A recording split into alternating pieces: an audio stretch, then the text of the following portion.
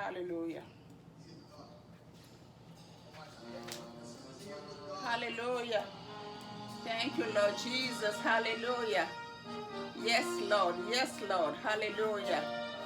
Hallelujah. Amen. Hallelujah. Thank you, Lord Jesus. Hallelujah. Hallelujah. Amen. Yes, Lord. We praise you, O God. We worship your holy name.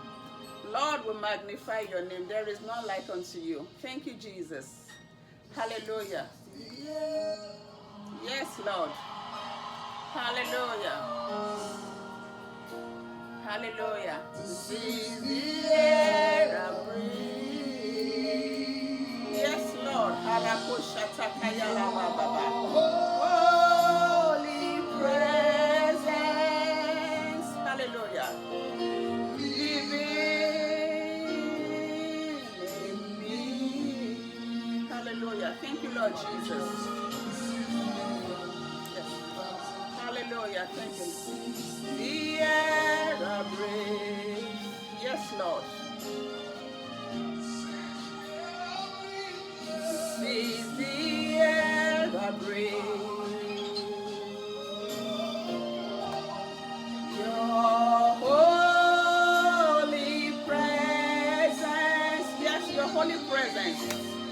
Living in me. This is the air we breathe, oh God. Your holy presence. Hallelujah. This is my daily bread. Yes. This is my daily bread. Your very word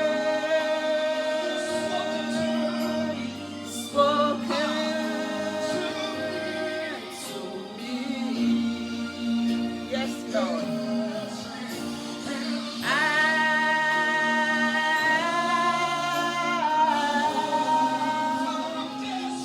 I'm desperate for you. I don't know about you. I'm desperate for God, man.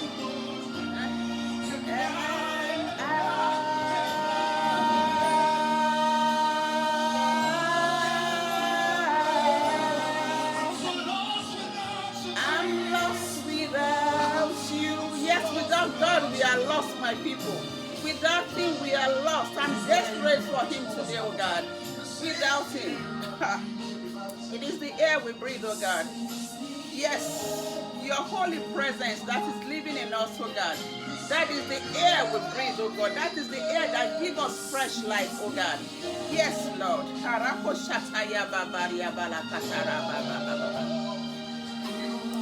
Holy presence. Yes, Lord.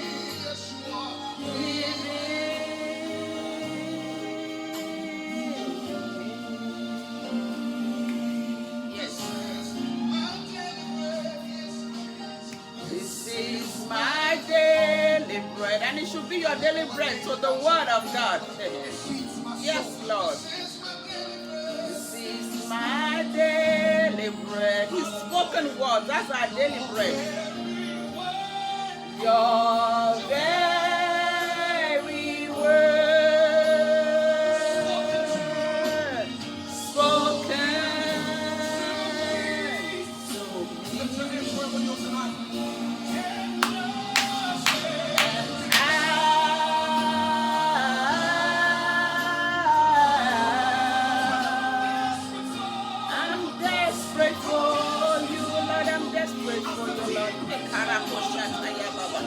We are desperate for you today, Jesus, mighty God.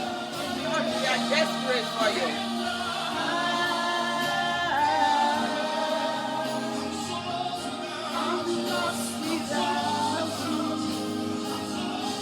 Yes, Lord, we are lost without you. Hallelujah. We are lost lost without you, Lord. Hakarako sakatalia bandereko shataya baba. Zegeria gandoloko shanta katuri baraka sekete libarako shata. Father, we are lost without you, oh God. We are lost without you, oh God. We are desperate for you today, Jesus. Hakariako shata. Lord, speak to us one more time, Baba. Speak to us, Heavenly Father. Without you, we are lost, oh God. Your daily word, oh God, that you speak to us, that is the word that keeps us, oh God. That is the word that empowers us, oh God. That is the word that gives us the right, the courage to keep on living, oh God. Spirit of the living God, we invite you expressly this afternoon, oh God. Speak to us one more time, Jehovah Lord. We are desperate for your word today, oh God. Let your name be glorified at the end of it all. In Jesus' mighty name we have prayed. Hallelujah, hallelujah. It is a blessing to be with you one more time. It is a blessing to come and speak the word of encouragement to you, to come and speak the mind of Christ to you. I'm always excited when it's time to come and meet with you. I might not see you physically, but my spirit is connecting with your spirit, because I know that the spirit is one. The spirit of God that lives in you and lives in me is a one spirit, and we can connect with each other. It is a blessing to come and bring the word of God to you again. Like the psalmist said, he said, I'm desperate for you.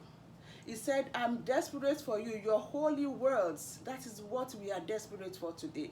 And as I bring the word to you, I pray that the Spirit of the living God will open the mind of your understanding, will open the ears of your understanding, and will speak to you expressly in Jesus' mighty name. Hallelujah, hallelujah.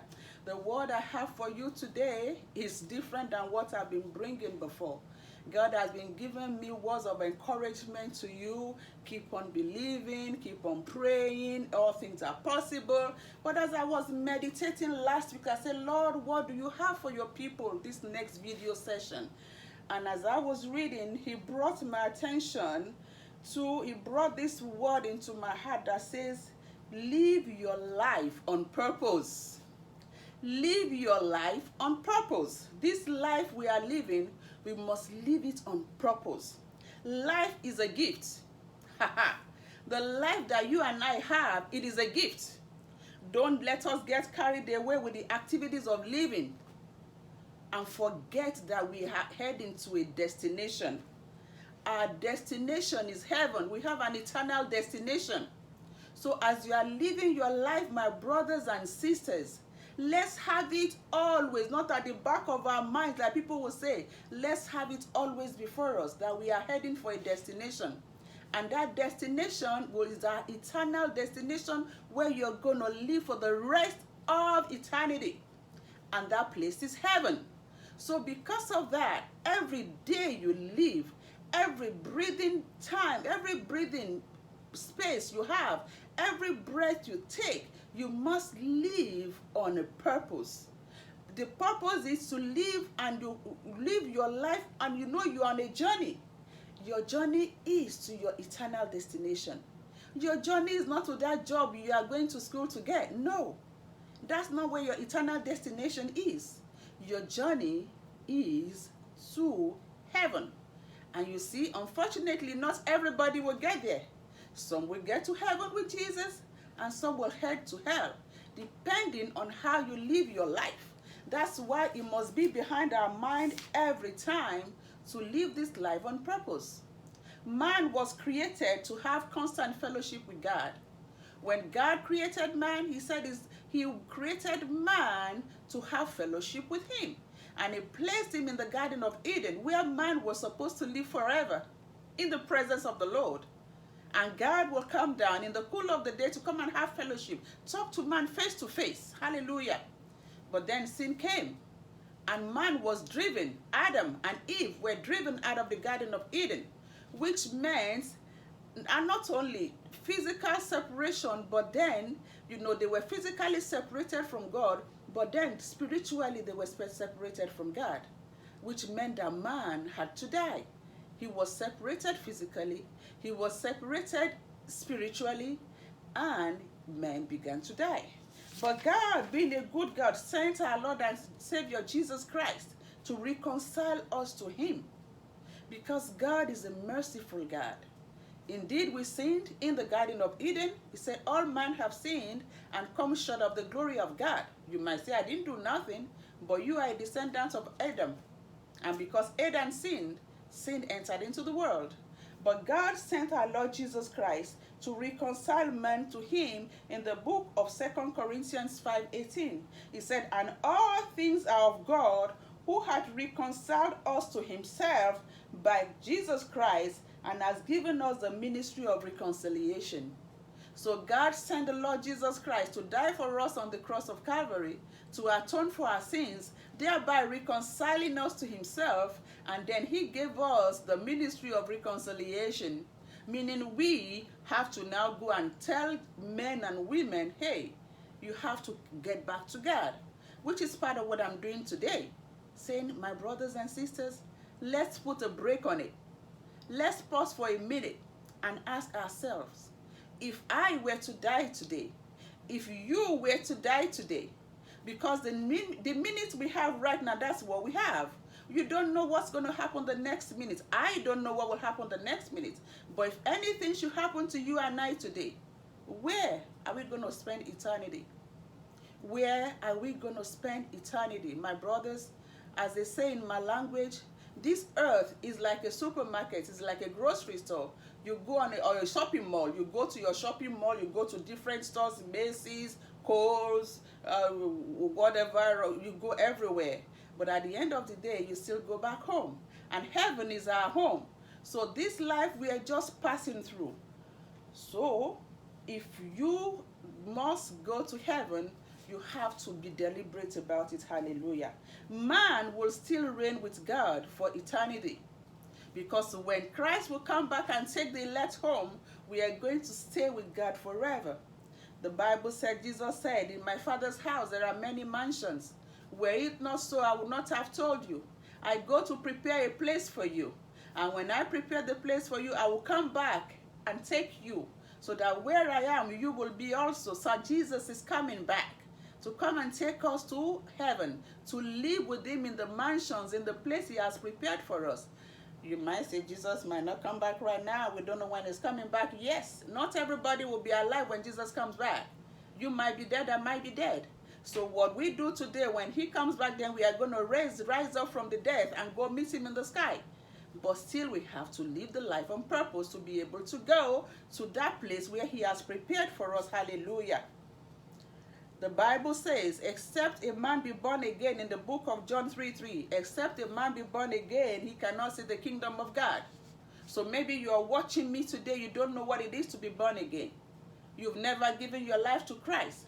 People might be saying, how can I give my life to Christ? Can I take it and give? No, that's not what it means.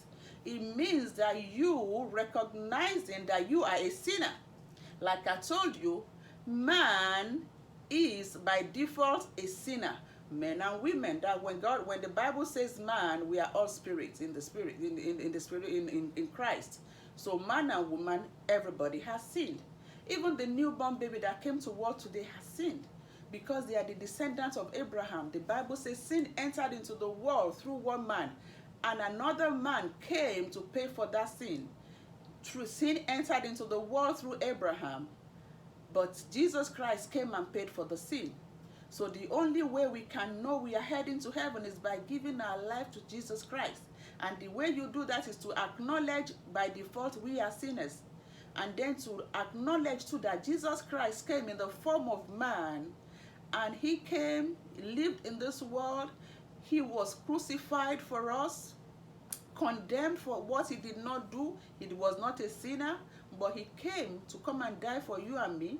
Satan, not knowing, made them crucify him on the cross of Calvary.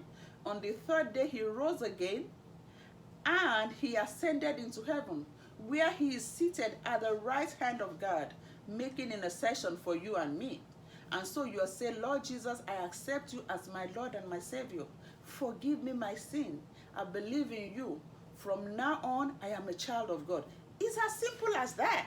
And that's why people don't believe it, because if they tell them to jump and roll and drink some concussion and do some crazy stuff, and they say, oh, this is real. But because it's so simple, the message of salvation is so simple. The Bible says that the wisdom of men is foolishness in the sight of God. Men are always looking for hard things. It has to be hard for it to be authentic. But then it's so easy. You accept the Lord Jesus Christ as your Lord and Savior, and you know you are heading to heaven. Hallelujah. You know, your success, your education, your intelligence, your philosophy, none of these can take you to heaven. The only way to heaven is through Christ. The Bible says Jesus is the way, the truth, and the life. No man comes to the Father except through him. So except you accept the Lord Jesus Christ as your Lord and your Savior, you ain't going nowhere. You are not going to heaven. Destination is hell, and that will not be our portion in Jesus' name. The Bible says in the book of Mark 8:36, it says, what does it profit a man that he gains the whole world and loses his own soul? You can have all the blessings in the world. You can have all the success in the world. You can be a president.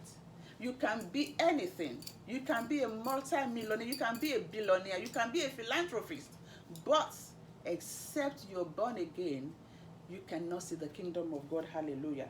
But you might be saying, okay, this doesn't apply to me. I'm a born-again child of God. I'm tongue-talking. I'm a church-goer. I'm a tither. I give offerings. That's good. We give glory to the name of the Lord for your life. But you see, being born again, church-going, tongue-talking, a sower is not the end of it all. There are things you have to do for you to maintain that right to enter into the kingdom of God. The book of Philippians 12, the big part says, work out your salvation with fear and trembling. When you are born again, it is a good thing, but you must still work out that salvation. You have to work out, meaning you have to work at it. Once saved, always saved. People debate about it. Once you cannot say, oh, I gave my life to Christ, I'm now born again, and then you go on and be doing all sort of things that the Bible does not want us to say. That's why, like the songwriter said, your holy words living in us, that is the air we breathe in. You have to meditate on the word of God day and night. And the word of God will give you illumination as to what the mind of Christ is. As Christians, the Bible is our own mandate. The Bible is our own constitution. We live by the constitution, which is the Bible. So when you read the word of God, you know how a Christian is supposed to live. Because if you are born again and you are not living according to the precept of God, that is not going to take you to heaven. Hallelujah. Your life must reflect the presence of God in you if you say you are born again. Going to church alone will not do it. Being a pastor will not. You can be a pastor and still not be living according to the will of God. You can be in the choir. You can even be prophesying. And the things you say come to pass. Do you know why they are coming to pass?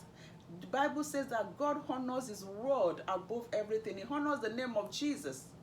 Anything that we say in the name of Jesus, he will function. And when God gives a gift, he does not repent.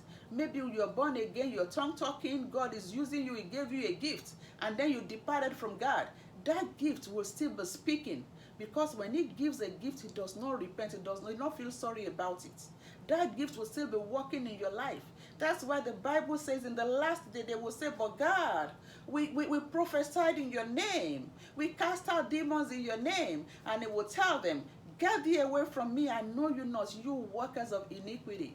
People will point people to Christ. The people they point to Christ will go to heaven, but they might end up going to hell, because there are things we have to do to maintain our salvation. Hallelujah. A lot of people have the appearance of godliness, but they are far from going nowhere. They appear to be godly. In fact, when you see them, you begin to doubt your own salvation. But my friend, my sisters and brothers, they are not going anywhere. The book of Romans chapter 1 verse 19 says, because that which may be known of God is manifest in them, for God had showed it unto them. He's talking about people who know the will of God, who knows the Bible. For the invisible things of him from the creation of the world are clearly seen, being understood by the things that are made, even his eternal power and Godhead, so that they are without excuse. They know the word of God. They are conversant with Christ. Because it says in verse 21, it says, because that when they knew God, they glorified him not as God, neither were thankful, but became vain in their imaginations, and their foolish hearts was darkened. You can be a child of God, tongue talking. You can be a minister. You can be, your imaginations can make you to become foolish in the sight of God. He said, professing themselves to be wise, they became fools. Some people, they mix their education, they mix, their understanding, their intelligence, they come and mingle it with Christ. No, to be a child of God, you must be like a babe. You at times become foolish in the sight of men to be who God Christ wants you to be. Because of our time, we are going to jump to 29. He said, being filled with all unrighteousness. People can be tongue-talking, they can be Christian, and they are still filled with unrighteousness. And we know that those who are unrighteous will not go to heaven. Hallelujah.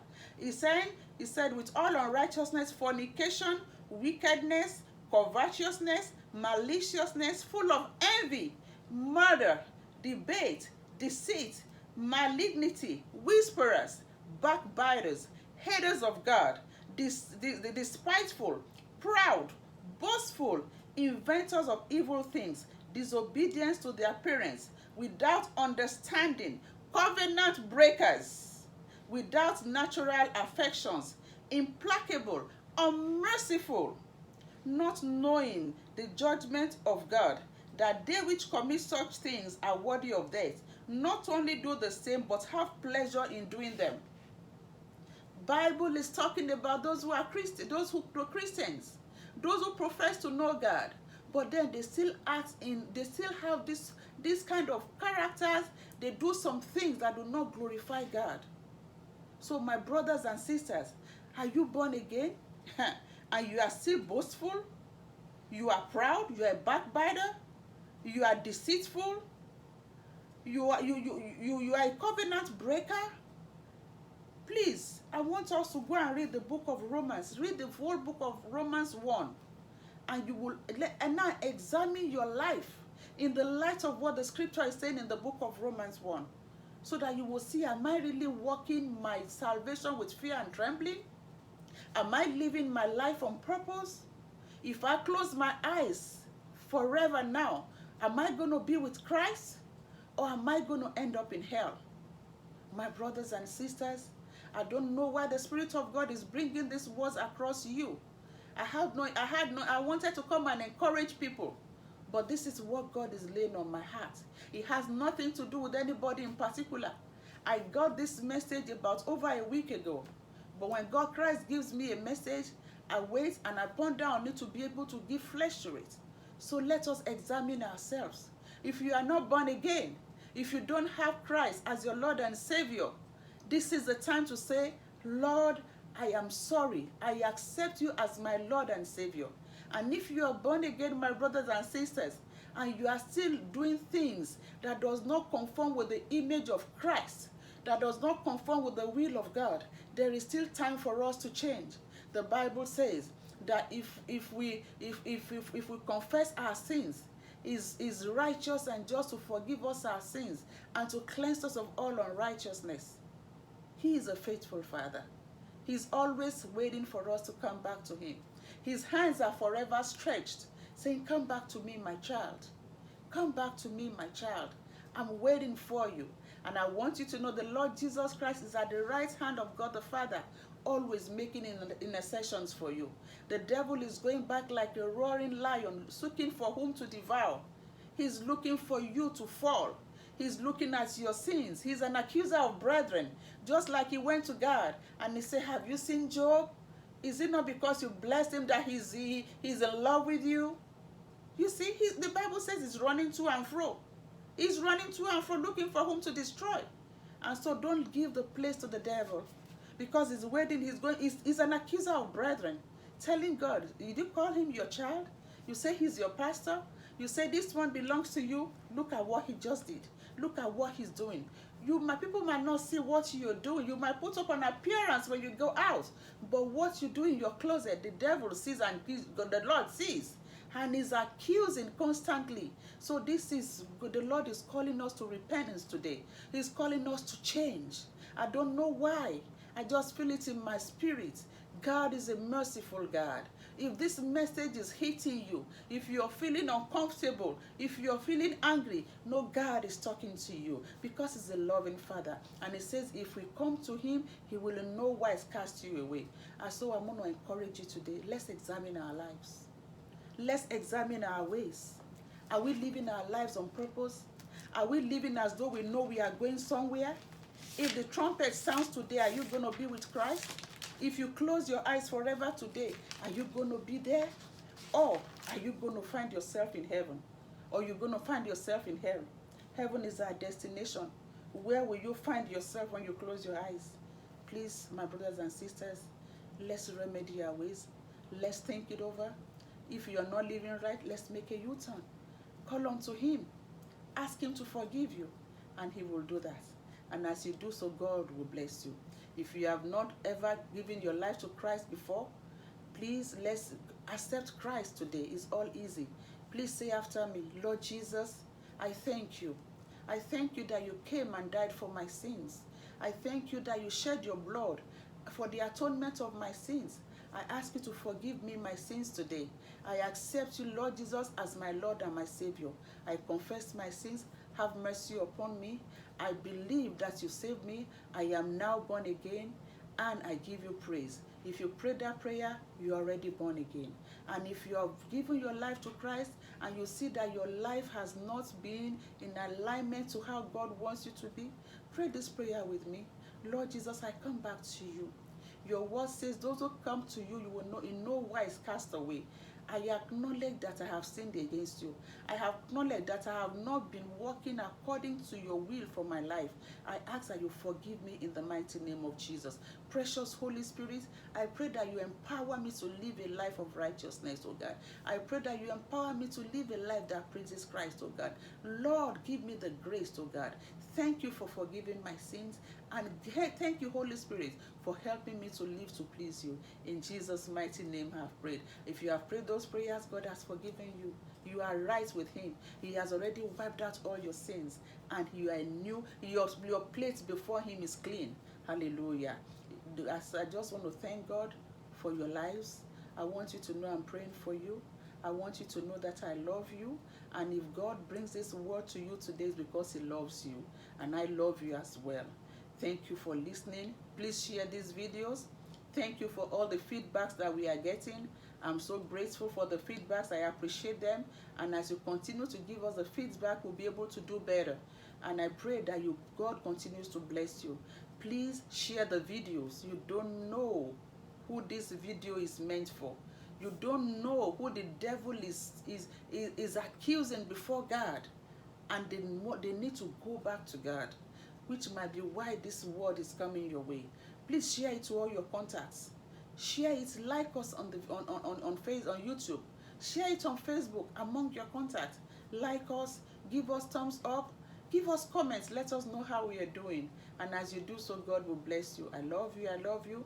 My name is Pastor Bukola Smith of Women in the Gap Ministries. Thank God for what He's doing in your lives, and I will continue to lift you up. Very soon, we want to start a Zoom prayer meeting every Saturday for women to come together and stand in the gap for our family members. We want to start it every Saturday. In the morning, come together, let's pray for ourselves, let's pray for our families. And as we do so, we are going to run the devil out of our homes. God bless you, God bless you. I love you. My name is Pastor Bukola Smith. Shalom. God bless you.